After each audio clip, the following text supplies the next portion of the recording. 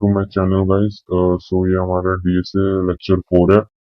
तो इसमें जो हम लोग जो बात करने वाले, जो हमारा आज का जो टॉपिक्स है, तो एक सेकेंड,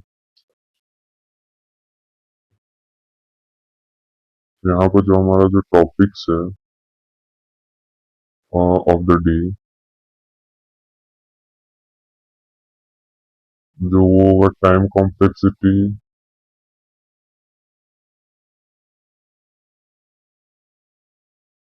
ऑफ डिफरेंट लूप्स, और दूसरा जो होगा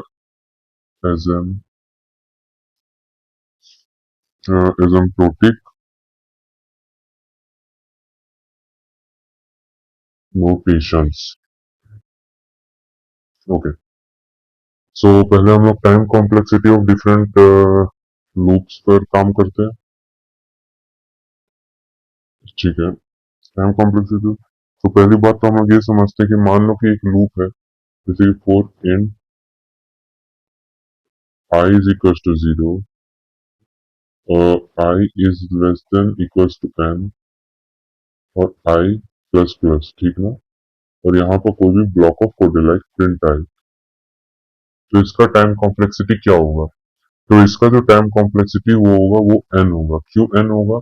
n इसलिए होगा कि मान लो कि यहाँ पर 0 हुआ, जब हम लोग i की वैल्यू जब हम लोग यहाँ पर 0 लेंगे, तो यहाँ पर क्या प्रिंट होगा, ये मान लेते हैं कि हम लोग का आउटपुट वाला पार्ट है, तो ये हम लोग का नंबर ऑफ ऑपरेशन से चल रहा है। ठीक, ये हो गया। तो ये हमारा जो है आउटपुट वाला जो है पार्ट है, तो आउटपुट क्या होगा, 0 होगा। जब 1 होगा तो 1 होगा, 2 होगा तो 2 होगा। ऐसे ही चलते चलते चलते n तक जाएगा, यहाँ पर चलते चलते चलते n तक जाएगा। ठीक,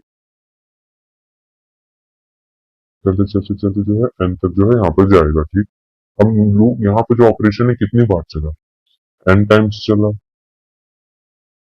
इसके कारण जो यहाँ पर जो इसका ये हो गया, जो यहाँ पर जो टाइम कॉम्प्लेक्सिटी हो गया वो n हो गया। ठीक, अब समझो फॉर एग्जांपल, लाइक हम लोग यही प्रोग्राम है, ठीक ना। अब यहाँ n की जगह हम लोग 2n ले ले, ठीक ना। यहाँ पर हम लोग क्या कर ले, यहाँ पर जो हम लोग 2n कर ले, ठीक ना। यहाँ पर अगर हम लोग 2n भी कर ले, तभी क्या होगा कि यहाँ पर जो इसका जो टाइम कॉम्प्लेक्सिटी है वो n ही रहेगा। क्यों? जैसे कि देखो, यहाँ पर जो भी मैक्सिमम टाइम यहाँ जैसे 2n टाइम्स यहाँ पर चले गए टाइम, हम लोग को पता है कि इतने टाइम चलेगा 2n टाइम।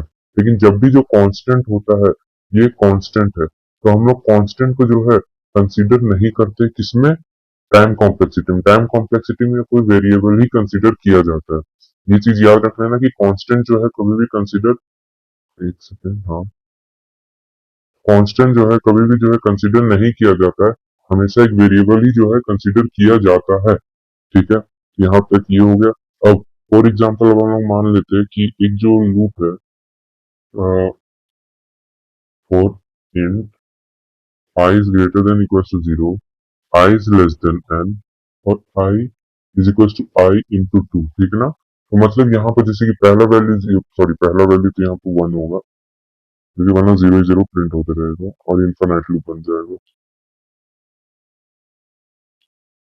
देखो, तो पहला वैल्यू हमारा क्या, कोई भी ब्लॉक ऑफ कोड है, लाइक हम लोग प्रिंट क्या ही करवा रहे हैं, हम लोग प्रिंट आई ही करवा रहे हैं। तो आई करवा रहे हैं, तो यहाँ पर क्या होगा, तो आई इज इक्वल टू 1, तो आई इज इक्वल टू 1, तो 1 प्रिंट हो जाएगा, तो आउटपुट क्या आएगा, आउटपुट 1 आ जाएगा। फिर आई इज इक्वल टू क्या हो जाएगा, 2 हो जाएगा, 2 हो गया। फिर i is equal to 2 into 2 which is 4, i is equal to 4 हो गया। ठीक है, फिर i is equal to 4 into 2 8। यहाँ पर देखो, अगर हम लोग लास्ट प्रोग्रामिंग में जाए, तो यहाँ पर देखो क्या क्या हम लोग की जगह मिस हुआ। हम लोग यहाँ पर जो है 3 मिस किए हैं, यहाँ पर हम लोग जो है क्या 5 5 6 और 7 ये किए हैं। फिर आगे जाके तो 16 है, तो मतलब हम लोग को बार बार जाके जो है क्या हो रहा है, कम हो जा रहा है। क्या कम हो रहा है हमारा, ये जितना भी नंबर ऑफ ऑपरेशन वो कम हो जा रहा है ईच, जैसे हम लोग आई की वैल्यू बढ़ा रहे हैं। तो इसका जो टाइम कॉम्प्लेक्सिटी जो निकल के आता है वो होता है लॉग, एक सेकेंड, लॉग, जो भी चीज हम लोग मल्टीप्लाई करें तो वो बेस में आएगा, और जो भी चीज जहां तक लिमिट है जो मैक्सिमम है, तो यहाँ पे ये हो गया। अब मैंने पहले भी कहा था कि जो कांस्टेंट टर्म है वो हटा दिया जाता है। क्या होता है, कांस्टेंट टर्म जो है वो हटा दिया जाता है, तो यहाँ पर क्या होगा, यहाँ पर जो हो जाएगा लॉग एन। टाइम कॉम्प्लेक्सिटी यहाँ पर क्या हो गया, log n। तो यहाँ पर जो टाइम कॉम्प्लेक्सिटी हो गया हमारा वो हो गया log n। ओके, सो log n हो गया। क्यों log n हुआ? देखो आप लोग अगर पिछले लास्ट वीडियो जो हमने देखा होगा तो हमारा ये क्या होता है, हमारा जो होता है कि लाइक बिग ऑफ वन होता है, बिग ऑफ log n होता है, और एक बिग ऑफ n होता है, ठीक ना। अभी n से तो कम परफॉर्मेंस कर रहा है, लेकिन इसका कोई कांस्टेंट टाइम है नहीं। अगर कांस्टेंट टाइम है नहीं तो क्या होगा, बिग ऑफ log n। आप इस कंसेप्ट से भी इसको याद रख सकते हैं। लेकिन इसका जो होता है log n होता है टाइम कॉम्प्लेक्सिटी। ऐसे सबका लाइक कहीं भी अगर मल्टीप्लीकेशन दिख जाए तो यहाँ पे यही होता है, log n हो जाता है। यही जो इसका उल्टा एक एग्जाम्पल एक डिवाइड वाला टर्म होता है।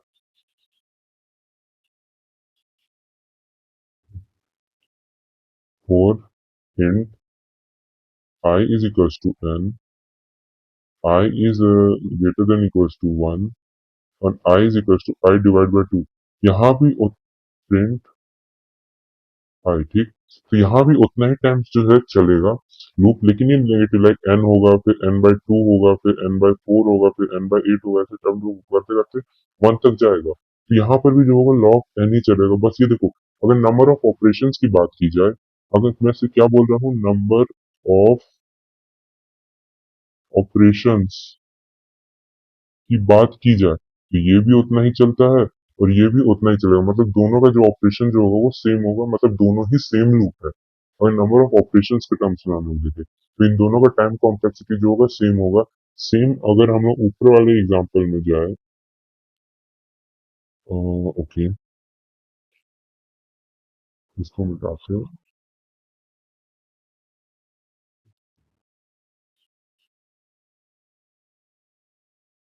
अगर for in i is equal to 2n, i is less than equal to zero, नहीं नहीं sorry, i is greater than equals to 0 and I minus minus, ये एक हो गया प्रिंट आई करना। अब ये समझो कि जैसे कि 2n हुआ, 2n माइनस 1 हुआ, 2n माइनस 2 हुआ, 2n माइनस 3 हुआ, 2n minus up to 1 times में गया, ठीक ना। तो यहाँ पे ये जो होता है ये होता है यहाँ पे इतना सेम ही बात जो यहाँ पे जो जितना लूप चलेगा लाइक 1 2 3 फिर 2n माइनस 1 फिर 2n, तो यहाँ पे उतना ही टाइम जो चल रहा है नंबर ऑफ ऑपरेशंस के टर्म्स में। दोनों लूप सेम है कितना, नंबर ऑफ ऑपरेशंस के टर्म्स में। लेकिन यही अगर हम लोग एक्चुअल में जाए तो सेम नहीं, लेकिन नंबर दोनों का क्या होता है, टाइम कॉम्प्लेक्सिटी वो सेम होता है। क्या होता है दोनों का टाइम कॉम्प्लेक्सिटी, दोनों का जो टाइम कॉम्प्लेक्सिटी सेम सेम होता है, जिसको हम लोग कहते हैं बिग ऑफ एन। ये बिग ऑफ एन में क्या क्या लिख रहा हूँ इसी वीडियो में आगे हम लोग समझेंगे, वो एसिम्प्टोटिक नोटेशन है वो, ठीक है। अब मान लो कि एक टाइम कॉम्प्लेक्सिटी है ऐसे, सॉरी दो लूप है, और एक लूप जो है वो है, हाँ, for in i is equal to zero, i is less than equal to n, i plus plus, और इसके अंदर एक और नेस्टेड लूप है, दो नेस्टेड लूप है, j is equal to zero, j is less than equal to k, j plus plus, और यहाँ पर मैं क्या करूंगा, प्रिंट आई कॉमा जे। यहाँ पर ये करेक्ट कोड नहीं है, ऑब्वियस सी बात है, बस मैं समझाने की, तब समझो। इस देखो मतलब जैसे कि अब समझो कैसे हो गई जीरो, जैसे मैं जीरो किया मतलब आई की वैल्यू जैसे ही जीरो गई तो जे की वैल्यू जीरो, तो फिर उसके बाद क्या प्रिंट होगा, जीरो जीरो। फिर जे की वैल्यू वन हुई, जे की वैल्यू कट के वन हुई तो क्या प्रिंट होगा, जीरो वन। फिर जे की वैल्यू टू हुई तो फिर क्या होगा, फिर क्या प्रिंट होगा, जीरो टू। तो ऐसे ऐसे हम लोग आगे जो है बढ़ते जाएंगे, ठीक है, बढ़ते बढ़ते जाते जाते जाते इसकी वैल्यू जीरो होगा, इसकी वैल्यू के पहुंच जाएगी, ठीक। ये हो गया। अब फिर से हम लोग देखो जब यहाँ पर क्या होगी, आई की वैल्यू फिर बढ़ेगी, आई की वैल्यू वन हो गई, फिर यहाँ पर जे की वैल्यू जीरो होगी, क्योंकि जे की वैल्यू फिर से यहाँ पर जो लूप में आएगा तो रीसेट हो गई, ठीक। फिर उसके बाद यहाँ पर वन हो गई, फिर यहाँ भी वन होगी, तो ऐसे ऐसे के तक जाएगी। तो आई की वैल्यू कहाँ तक जाएगी, आई की जो वैल्यू जाएगी वो जाएगी एन तक, और जे की हर बार वैल्यू कितनी बार के तक जा रही है, कितनी बार जा रही है, के तक। अब तुम ये समझो like two into two is equal to four होता है, मतलब यहाँ पर दो को तुम कितनी बार, और two into three is equal to six. इसका ये होता है कि मतलब टू में टू, टू टू कितनी बार जोड़ा है, जोड़ा जा रहा है चार, तीन बार, कितनी बार, 3 बार, मतलब सॉरी इसमें 2 बार जोड़ा जा रहा है, ठीक है ना, 4 में, तो 4 हो गया। तो यहाँ पर 2 कितनी बार, इंटू 3, मतलब 2 + 2 + 2 इज इक्वल टू 6। यहाँ पर तो यहीं पर ये भी चीज हो रहा है कि के को कितनी बार हम लोग को जोड़ना है, मतलब जो नंबर ऑफ ऑपरेशन क्या होते हैं, कितनी बार परफॉर्म हो रहा है, मतलब कितनी बार प्रिंट हो रहा है। यहाँ पर की जो है के टाइम्स प्रिंट हो रहा है। अब की कितनी बार प्रिंट हो रहा है, एन टाइम्स, मतलब एन बार हो रहा है, तो मतलब के इंटू एन लिख देंगे। तो मतलब यहाँ पर अगर हम लोग नेस्टेड का समझे कि एन इंटू के ये होगा, इसका ये होगा, मतलब एन के जो होगा इसका ये होगा, मतलब नेस्टेड लूप अगर हो तो उनका जो टाइम कॉम्प्लेक्सिटी होता है वो क्या होता है, वो मल्टीप्लाई में जाता है। कहाँ जाता है, मल्टीप्लाई में ही जाता है। लाइक फॉर एग्जाम्पल यहाँ में 4 हो गया, यहाँ में 3 हो गया। तो इसका एग्जाम्पल मैं ऊपर मैं छोटा एग्जाम्पल ही ले लेता हूँ। मैं यहाँ पर एग्जाम्पल्स बदलते हैं, लाइक मैं इसको कोई नंबर के टर्म में समझाने की कोशिश करता हूँ।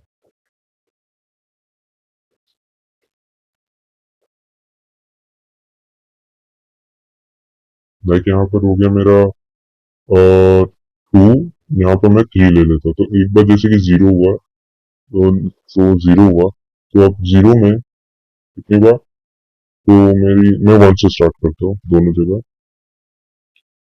1 1, ठीक है। तो यहाँ पर 1 से स्टार्ट हुआ, 1, ठीक है। अब क्या हो रहा है समझते हैं। अरे हाँ, ओके, सो जो ये आई की वैल्यू है, जे की वैल्यू 1, फिर 2 होगा, फिर 3 होगा, मतलब आई। तो एक बार ऑपरेशन हुआ, 2 बार ऑपरेशन हुआ, 3 बार ऑपरेशन हुआ, ठीक है, 3 टाइम्स ऑपरेशन हुआ, तो मतलब 2 इंटू 3 6 आना चाहिए हमारा वैल्यू। और फिर दूसरा है, तो फिर 1 2 3, एक बार हुआ, 2 बार हुआ, 3 बार हुआ, ठीक है। अब मैं i is less than equal to 2, मतलब लेस देन इक्वल टू 2, तो यहाँ पर देखो, एक बार जब आई की वैल्यू हुई तो उस स्टेप को काउंट करने के बाद इस स्टेप को तो हो गया, फिर 2 और 3 फिर से एग्जीक्यूट हुआ। यहाँ पर कितना हुआ, 2 इंटू 3 6, 6 बार स्टेप्स गिना रहा है, 1 2 3 1 2 3, 6 टाइम स्टेप हो रहा है। तो ये जो होता है, ऐसे हम लोग अगर रिवर्स इंजीनियरिंग करके भी जाए तब भी हम लोग इस स्टेप को जो है प्रूफ कर दिए हैं। तो मतलब एक सेकंड नाउ, तो मतलब जब भी नेस्टेड लूप हो, नेस्टेड लूप के केस में क्या होगा कि we have to multiply the time complexity. अब हम लोग एग्जांपल समझते हैं क्या, जब when two separated separated loops are given in a program। मान लो कि दो सेपरेटेड लूप्स जो है वो दिए हुए प्रोग्राम में, जैसे कि for int i is equal to 0, i is less than n, i plus plus, यहाँ पर प्रिंट करा देते हैं आई को, ठीक। और यहाँ पर एक और आता है, for int j is equal to 0, j is less than n, और जे प्लस प्लस, यहाँ पर हम लोग प्रिंट करा देते किसको, जे को, ठीक। तो यहाँ के कर देते, इजी होगा। ओके, सो ये लूप कितनी बार चलेगा, एन टाइम्स चलेगा। ये लूप कितनी बार चलेगा, के टाइम्स चलेगा। अब देखो दोनों सेपरेटली चल रहे, कोई भी रिलेटेड नहीं है, तो इसका टाइम कॉम्प्लेक्सिटी प्लस इसका टाइम कॉम्प्लेक्सिटी मतलब एन प्लस के, इन दोनों का जो टाइम कॉम्प्लेक्सिटी का सम हमें क्या देगा, कि time complexity of that particular program जहां पर ये दोनों लूप प्रेजेंट है। ओके, जहां पर ये दोनों लूप जो है प्रेजेंट है, वहां का एक पर्टिकुलर टाइम वो देगा हम लोग को क्या, टाइम कॉम्प्लेक्सिटी। ओके, सो अब नीचे आते हैं, अब हम लोग आते हैं किस पे, गाइस एसिम्प्टोटिक नोटेशन अगर मैं पढ़ाने जाऊँ तो वो कुछ ज्यादा ही बड़ा हो जाएगा। सो उसको हम लोग नेक्स्ट वीडियो में ही रखते हैं, क्योंकि मुझे टाइम कॉम्प्लेक्सिटी समझाना ज्यादा जरूरी था, क्योंकि ये प्रैक्टिकल एग्जाम्पल होता है और ये एग्जाम्स में भी आता है और ये बहुत जगह पूछा भी जाता है। So thank you. एंड यहाँ पे मैं लिख देता हूँ एसिम्प्टोटिक